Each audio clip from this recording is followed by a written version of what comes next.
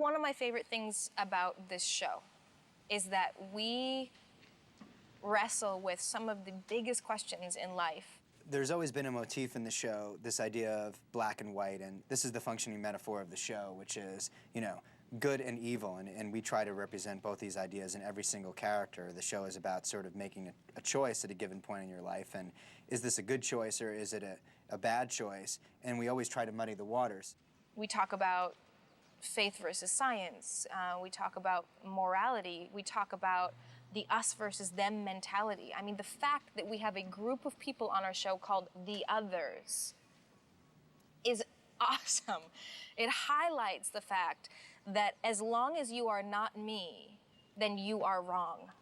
There are good people that make bad decisions, and I think there are bad people that have moments of goodness in them. And we try to shade each character with a little bit of each, because that's how we are as people. And actually start to question, wait a minute, are they the good guys?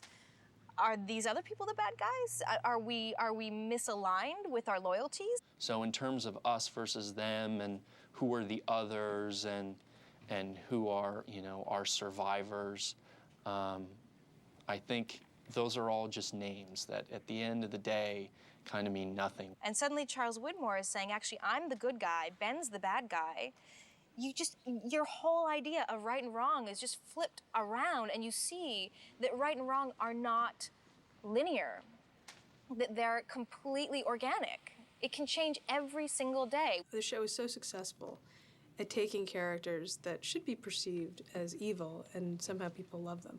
I mean, Saeed is a character who's beloved by the audience, and all we ever see him do is murder people. So the question of good and evil becomes very murky, because it becomes about why people do things and not what they're doing.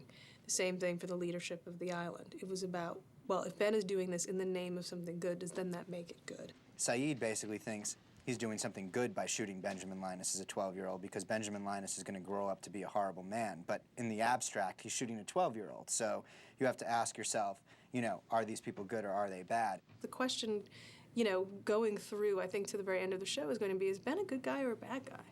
And it's hard to believe we're still asking the question, because we've seen him do so many horrible things. But there's something about him where you wonder, is he really operating for the greater good? We got into a lot of those debates over, you know, shades of gray, black and white, right and wrong, what is right, what is wrong, you know, and how will fate judge us, and how will the audience judge us? You'd be hard-pressed to find anybody on our show who hasn't killed anyone, and they're all heroes. So, you know, what does that mean? I guess is what we keep asking over and over again.